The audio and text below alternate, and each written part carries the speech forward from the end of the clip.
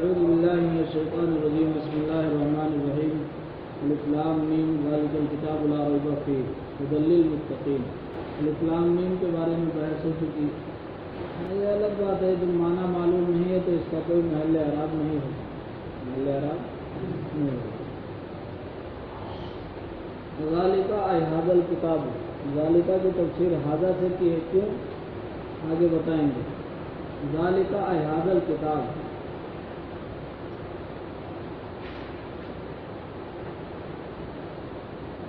یعنی یہ کتاب الذی یقرؤہ محمد صلی اللہ علیہ وسلم، اسے محمد صلی اللہ علیہ وسلم پڑھ کر سنا رہے ہیں۔ یقرؤہ پڑھ رہے ہیں، یقرؤہ کے اوپر ایک نسخہ لگا ہوا ہے، دیکھ رہے ہیں نون بنا ہے نہیں بنا، یہ نسخہ ہوتا ہے، نسخہ یہ اور کوئی نسخہ اس کا ہے، جو ہمارے سامنے نسخہ ہے وہ یقرؤہ ہے۔ جب وہ تلاش کیا جاتا ہے تو اسی کے بالکل داہنی طرف دیکھے، آیا کے بغل میں وہ جو بیچ میں جگہ خالی ہے لکھا ہے تقرؤہ یا محمد، دیکھا نہیں دیکھا؟ نہیں دیکھ سکے، بغل میں ادھر ہاں، بیچ میں تھوڑی نسخہ لگائیں گے، تو کنارے لگائیں گے نا، جہاں جگہ ہوگی، جہاں جگہ پائیں گے وہاں لگا دیں گے۔ تو دوسرا نسخہ جو جلالین کا ہے وہ ہے یہ کتاب جس کو اے محمد آپ پڑھ رہے ہیں، ارے تقرؤہ یا محمد یہی تو ہوگا، وہ تو دوسرا نسخہ۔ جو نسخہ ہمارے سامنے ہے اس کا ترجمہ یہ ہوگا الذی یقرؤہ محمد صلی اللہ علیہ وسلم، یہ کتاب جس کو محمد صلی اللہ علیہ وسلم پڑھ رہے ہیں، پڑھ کر سنا رہے ہیں، لا ریب فیہ، اس میں کوئی شک نہیں۔ ریب کی تفسیر شک سے کی، کس سے؟ شک، اس میں کوئی شک نہیں ہے۔ اب کس اعتبار سے شک نہیں ہے؟ آیا اس اعتبار سے کہ اس کتاب میں کوئی چیز محل شک ہی نہیں ہے، یا یہ کہ اس کتاب میں شک نہیں کیا جا سکتا، یا یہ کہ اللہ کی جانب سے اس کے نازل ہونے میں کوئی شک نہیں ہے؟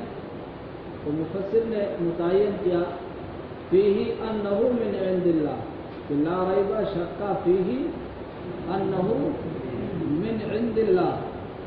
شک کا مطلب یہ ہوتا ہے، نقیر سمجھتے ہیں؟ نقیر سرخ ہے ایک سیاہ ہے، دونوں نقیز ہیں۔ بیٹھا ہے کھڑا، یعنی بیٹھا ہے کھڑا ہے، بیٹھنا کھڑے ہونے کی نقیز ہے، کھڑا ہونا بیٹھنے کی۔ پنکھا چل رہا ہے تو یہ سکون کی نقیز ہے کہ نہیں؟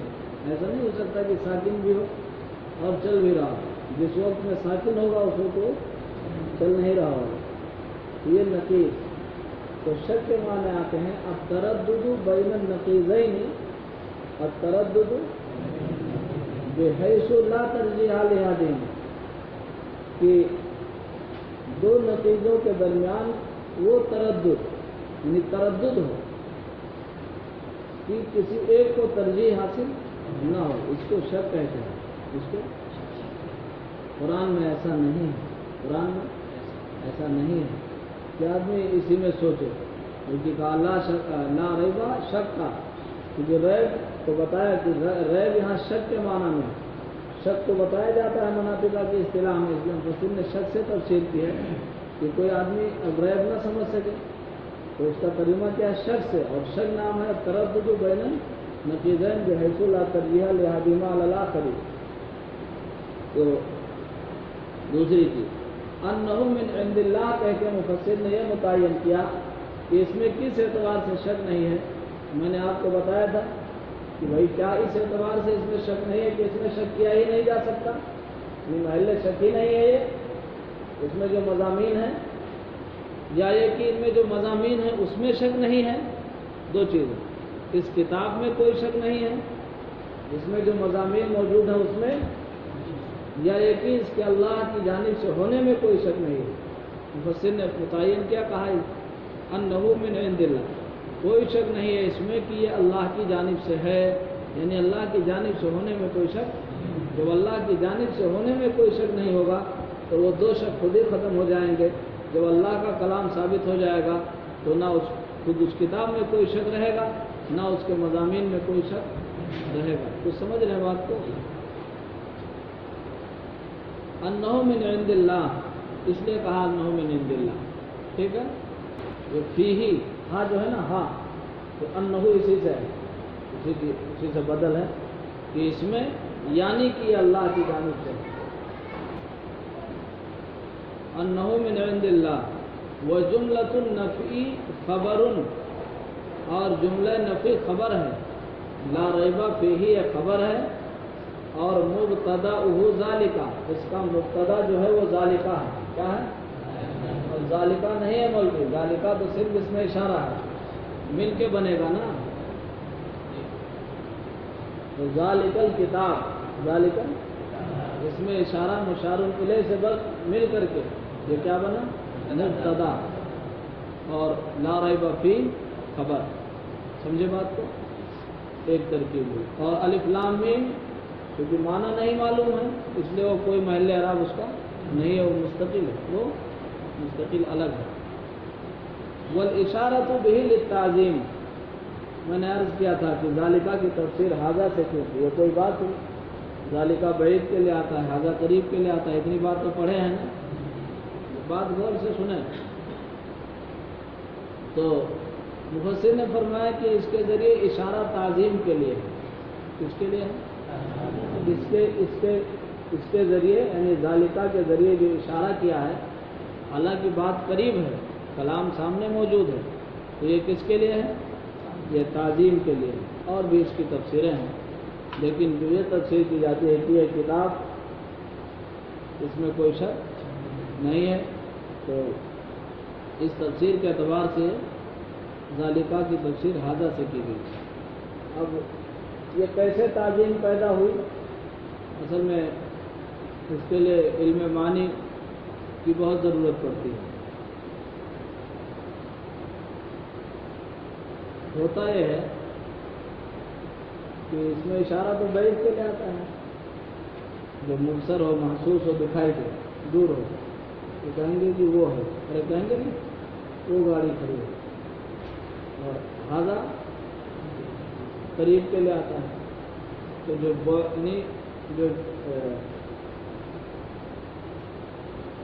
بعد مکانی ہوتا ہے نا، مکان کی جو دوری ہوتی ہے، کبھی کبھی اس کو بعد رتبی کا درجہ دے دیا جاتا ہے، مرتبے کے بعد کا، یعنی یہ وہ کلام ہے جو ہماری دسترس اور ہماری رسائی سے بہت بلند ہے، بہت بلند ہے، بات سمجھ رہے؟ تو ہے تو مکان کی دوری تو نہیں ہے، لیکن حیثیت اور مرتبے کی بہت بلندی ہے، مرتبے کی، تو بعد مکانی کو بعد رتبی کا درجہ دے دیا جاتا ہے، اور وہ اس میں اشارہ جو بعد مکانی کے لیے آتا ہے، اب اسی اس میں اشارہ کے ذریعے بعد رتبی کو بھی تعبیر کر دیا جاتا ہے، تو موقع ذالکہ کا آیا کہ نہیں آیا؟ ارے کچھ سمجھے بات کو نہیں سمجھے جی؟ والاشارۃ بہ للتعظیم، ہدن خبر ثان ہادن، ہدن یہ خبر ثانی ہے، ظاہر سی بات ہے، لا ریب فیہ ایک خبر ہے نا، ذالک الکتاب مبتدا ہے، دوسری خبر ہے ہدن للمتقین، تو خالی اور مولوی خالی ہدن نہیں خبر ثانی ہے، ہدن للمتقین، ہدن یہ ہے خبر ثانی، للمتقین تو ہدن سے متعلق ہو جائے گا، ارے جار مجرور متعلق ہوتے نہیں ہوتے، ہدن خبر ثان ہادن، یہ ہادن ایسے نہیں کہا ہے، یہ کہنا چاہ رہے ہیں کہ ہدن یہ ہادن اس میں فاعل کے معنی میں ہے، اس میں کیوں؟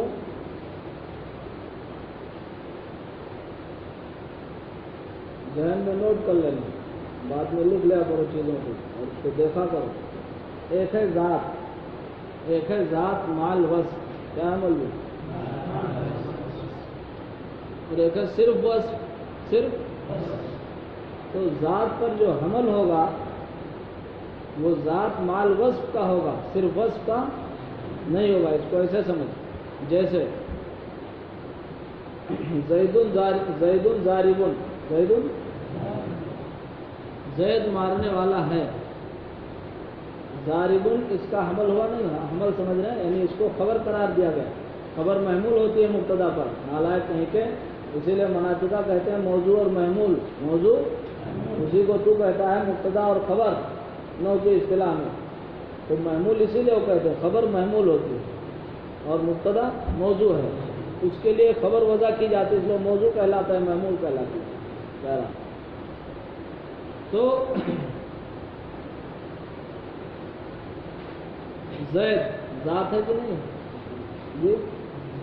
अच्छा, मारने वाला, इसमें दो चीज़ें मौजूद हैं, ज़ात भी है और वस्फ भी है। वस्फ क्या है? ज़ारिबियत। और ज़ात क्या है? मारने वाला कोई है तभी तो ज़ारिबियत है। तो अब ज़ारिब का तो हमल होगा ज़ैद पर और कहा जाएगा ज़ैदुन ज़ारिबुन। छोटा जुमला समझा रहा हूँ ताकि समझ लो बात को। ज़ैदुन, ठीक। सिर्फ वस्फ क्या है? मारना। क्या है? आप ये नहीं कहेंगे कि ज़ैदुन ज़रबुन, कहेंगे?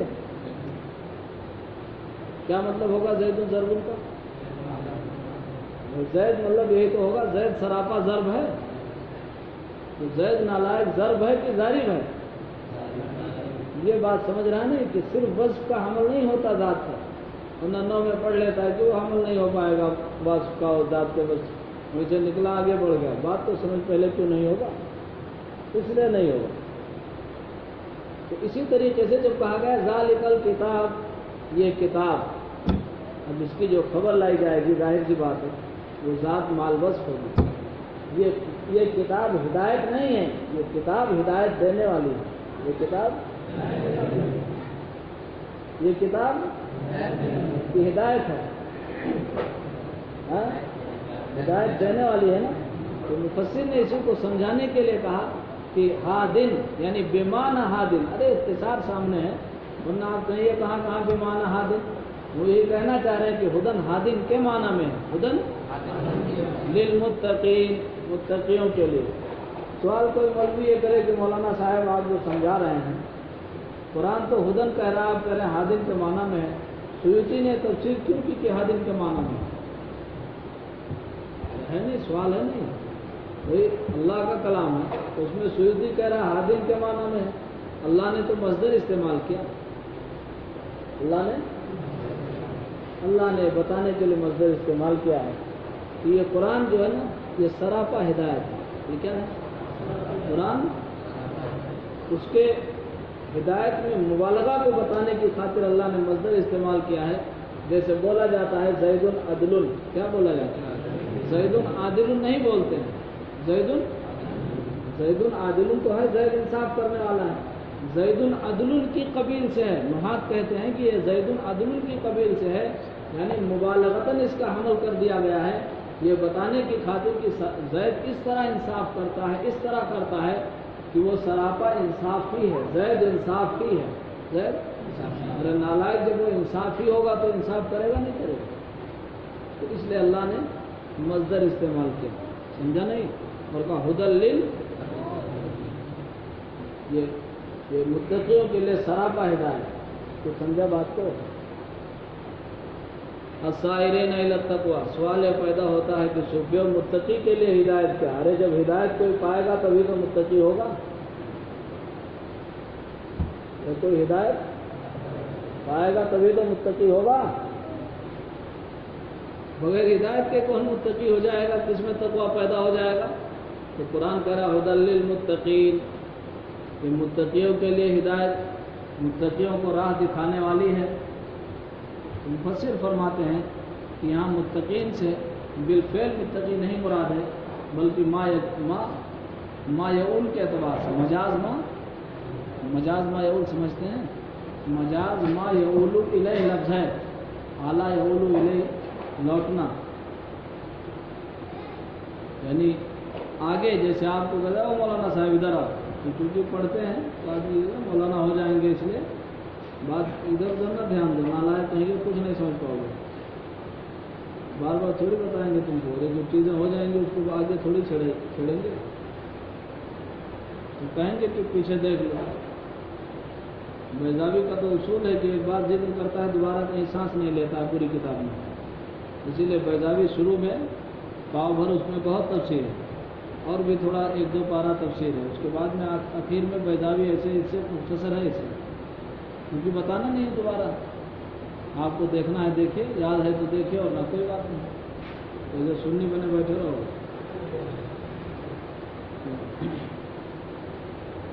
مفسر نے فرمایا کہ یہاں مجاز ما یعول کے اعتبار سے متقی کہا گیا ہے، یعنی وہ لوگ جو اوامر پر عمل کر کے نواہی سے بچ کر کے تقوی کی راہ چل رہے ہیں، تقوی کی راہ، تو متقی بنیں گے نہیں بنیں گے؟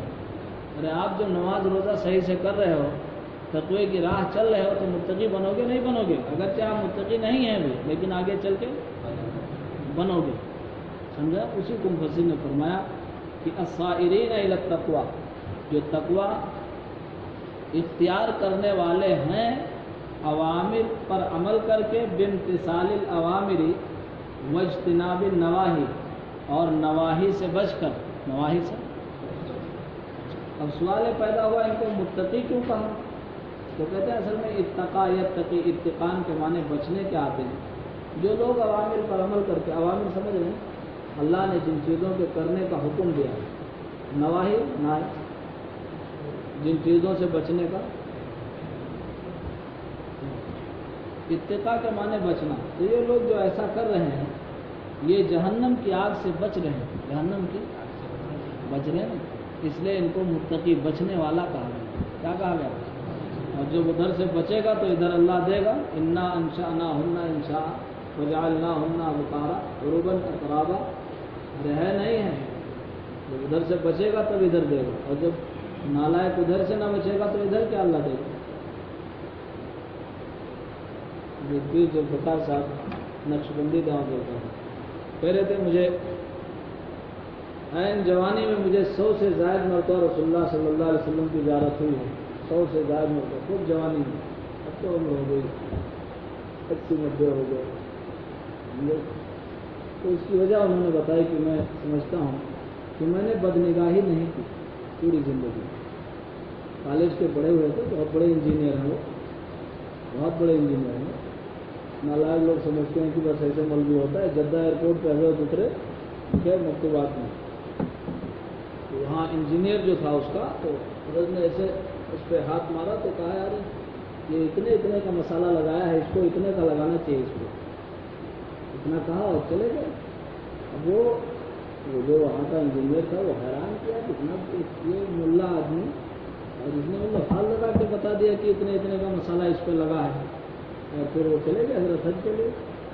اب پیچھے گیا پتہ لگا کے، تو دیکھا نا کہ نمبر دیکھ لیتے ٹکٹ کا کہاں گیا ہے، وہاں پتہ لگا کے پھر پہنچا، پوچھا کہ حضرت آپ نے کیسے بتا دیا مطلب ایسا ایسا؟ تو بتایا کہاں میں بھی انجینئر تھا، میں 40 سال تک میں بھی سوچ میں رہا ہوں، لیکن میں نے اللہ سے عہد کیا تھا کہ اللہ جب 40 سال ہو جائے گی تو زندگی آگے کی صرف تیرے لیے وقت ہوگی، نوکری چھوڑ دوں گی۔ تو کہہ رہے ابھی بھی، اور ایک دن میں لاکھوں روپیہ کماتے تھے، ایک دن میں، ایک دن کے کئی لاکھ روپیہ کماتے تھے، خالی وہ دیکھنا رہتا تھا، کئی جگہ کئی کمپنیاں ان کو خالی یہاں سے بس یہ کر دیتے تھے۔ تو پھر اس نے بھی بیعت کیا، توبہ کیا، اور ہم لوگ سمجھتے ہیں کہ بس ایسا ہے نا ماڈرن ٹائپ کے بن کے زندگی گزر جائے گی۔ دیکھو کیسے لوگ ہیں، اللہ نے کیسے ان کو علم بھی دیا، دنیا بھی دیا اور دین بھی دیا، دنیا بھی دیا اور دین بھی دیا۔ تو وہ کہتے تھے کہ میں نے بچپن سے حکایات اولیاء والدہ نے دے دیا تو اسی کو پڑھتا رہا، تو میں نے سوچا ہے جیسے یہ حضرات گزرے ہیں ایسے مجھے بھی بننا ہے، تو میں نے بھی نگاہ کی حفاظت کی، تو کرتے سوچو کالج کے اس میں پڑھ کر کے، اور اس طرح نگاہ کی حفاظت کی۔ یہاں مدرسے میں رہ کے آدمی سوچتا ہے کیسے کر، کوئی نہیں تو موبائل ہی دیکھتا ہے، سوچتا ہے چلو اسی میں بد نگاہی ہے، تو نگاہیں پاک رہیں گی تب پاک ہستی کی زیارت ہوگی، نگاہیں گندی ہوں گی تو کیسے زیارت ہوگی؟ سمجھ رہے نا؟ جب نگاہوں کو پاک رکھا، نگاہوں کو پاک رکھا، بار بات کروں گا۔ تو فرمایا کہا لاتقائہم بذالک النارا، اب یہ النارا جو ہے یہ ذالکہ کا مشار الیہ نہیں ہے، ورنہ اناری ہوتا ہے. ٹھیک ہے. بذالکا بذالک المذکور، اس کا مشابہ المذکور ہے یہ کہ امتثال اوامر اور اجتناب نواہی، کہ اوامر پر عمل کرنا، نواہی سے بچنا. تو اس کے ذریعے یہ بچتے ہیں آگ سے. کس سے؟ اور نار کا فرد کامل کون ہے؟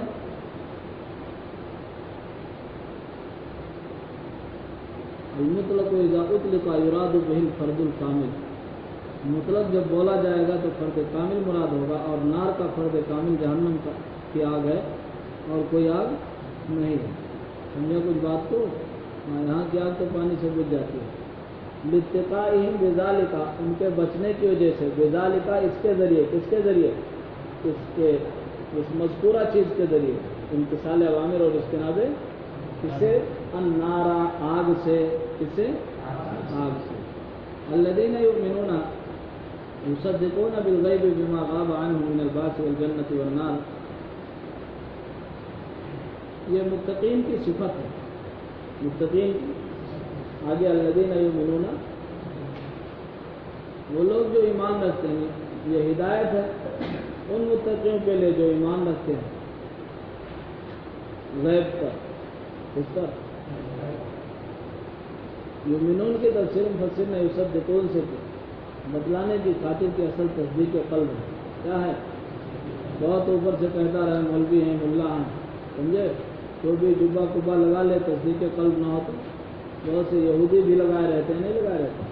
یہودیوں کو دیکھو آج جو کر رہے ہیں. فرمایا یصدقون، تصدیق کرتے ہیں. تصدیق قلبی کا نام اصل ایمان ہے. اب بالغیب، بالغیب سمجھ رہے ہیں؟ بالغیبی، غیب کی یعنی بن دیکھے، اندیکھی باتوں کی. دیکھا نہیں ہے لیکن جنت دیکھا ہے؟ نہیں دیکھا لیکن تصدیق کرتی ہے. بما غاب عنہم، بما غاب عنہم بتایا کہ غیب مصدر غائب کے معنی میں ہے. ان چیزوں کی جو ان سے غائب ہیں، ارے پوشیدہ ہیں. من البعث والجنۃ والنار، یہ تفسیر ہے بما غابہ کی. ارے بما میں ما جو ہے اسی کی تفسیر ہے کہ کون سی چیزیں پوشیدہ ہیں. یعنی بعث بعد الموت. بعث مانے ارے دوبارہ مرنے کے بعد دوبارہ اٹھائے جانے کا نام بعث ہے. والجنۃ، بعث دوبارہ اٹھائے جانا، پیدا کرنا نہیں. ہاں جیسے وہ کہتے ہیں نا شکیب بن حنیف والے کی، ارے بھائی حضرت عیسیٰ پیدا ہوں گے. اس نالائق سے پوچھو پیدا ہونا کہاں لکھا ہے؟ لکھا ہے کہ نازل ہوں گے، اتریں گے، نزول فرمائیں گے. آپ نے کہا کیا حال ہوگا جب عیسیٰ ابن مریم نازل ہوں گے؟ حضور صلی اللہ علیہ وسلم کو والجنتی، اور جنت اور جہنم. نیچے بھی لکھا ہے پل صراط ہے، میزان ہے. ارے یہ سب غیب کی چیزیں ہیں؟ نہیں ہیں. اس کی اسی لیے قرآن نے کہا ہے کہ جو لوگ ایمان نہیں لائے ہیں، جو لوگ ایمان نہیں لائے ہیں، جب یہ دیکھیں گے سورج کو کہ آج یہ پچھم سے طلوع ہو رہا ہے تو ایمان لانا شروع کر دیں گے. ارے ایمان لانے لگیں گے، کلمہ پڑھنے لگیں گے. اس وقت قرآن کہہ رہا ہے کہ لا ينفع نفسا ایمانها لم تکن آمنت من قبل او کسبت فی ایمانها خیرا، کہ اس وقت اس کا ایمان کوئی نفع نہ دے گا، یا کوئی نیکی کرے گا تو بھی کوئی نفع. اس لیے کہ اب تو جو غیب کی چیزیں تھیں اس کو آپ نے دیکھ لیا. اس کو آپ نے دیکھ لیا کہ بھائی یہ دیکھو نظام عالم درہم برہم ہو رہا ہے. اس کا مطلب کہ جو لوگ بتاتے تھے وہ صحیح تھے. تو اب اس وقت کسی کا ایمان قبول نہیں کیا جائے گا. اس لیے اصل ایمان جو نام ہے وہ کیا ہے؟ ایمان بالغیب ہے. اصل کیا ہے؟ ایمان دل دیکھے ہم مانتے ہیں کہ اللہ کی ذات ہے، تو دل میں تو آتا ہے، سمجھ میں نہیں آتا. بس جان دے ہم تیری پہچان یہی. تو اتنا جانتے ہیں اللہ عرش پر مستوی ہوا ہے بھی جانتے ہیں. فعال لما یرید کل یوم ہوا فی شان، تو اس کی شان ہے. اللہ نے خود بیان کیا قرآن میں. جنت جہنم ہے، حساب کتاب ہے، یہ سب جانتے ہیں اور ایمان رکھتے ہیں. اسی کا نام ایمان، اسی کا نام. یقیمون الصلاۃ، اور نماز قائم کرتے ہیں. نماز میں آپ دیکھیں گے قرآن حدیث میں یہ کہیں نہیں آیا ہے کہ یعدون الصلاۃ، نماز ادا کرتے ہیں، بلکہ اقامت کا لفظ ہے. کیا ہے؟ کیا لفظ ہے؟ اقامت صلاۃ.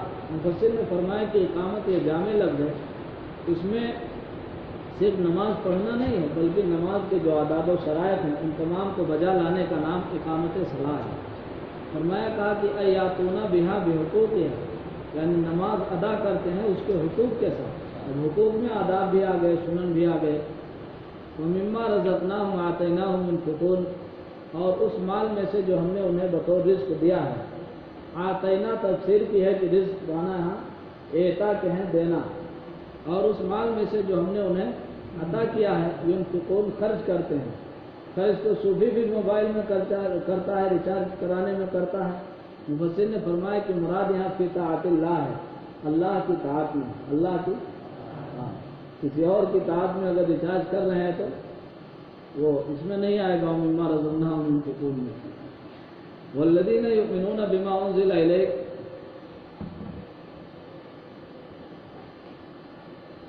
کچھ بات سمجھے جو بتایا؟ ہلو، جب سمجھ کے پڑھو گے تو تھوڑے دن جب ایک پارا پڑھ لو گے محنت سے، چاہے مر کے پڑھو، مطلب یہ سوچو کہ ہم کو مر جانا ہے لیکن بات سمجھنی ہے اور یاد کرنا ہے. ایک پارا جب اس طرح پڑھ لو گے تو آگے بہت سمجھ میں آئے گا. پوری جلالین سمجھ میں آئے گی جب سمجھ کے پڑھو گے تو. اور ایسے ترجمہ کراتے رہیں گے مطلب کچھ نہیں جان پاؤ گے، سال ختم ہوگا کچھ بھی نہیں جانو گے، امتحان آئے گا تو کچھ شرح لے کے بیٹھ جاؤ گے اور اسی میں گوں گاں کر کے ہوتے ہیں نا، ویسے اس میں پاس ہو جاؤ گے. کسی طرح کوئی پاس کر دیتا، کوئی فیل کر دیتا. ارے پچھلے سال کی طرح اس طرح سستا پاس تھوڑی ہے، پچھلے سال تو سب پاس تھے.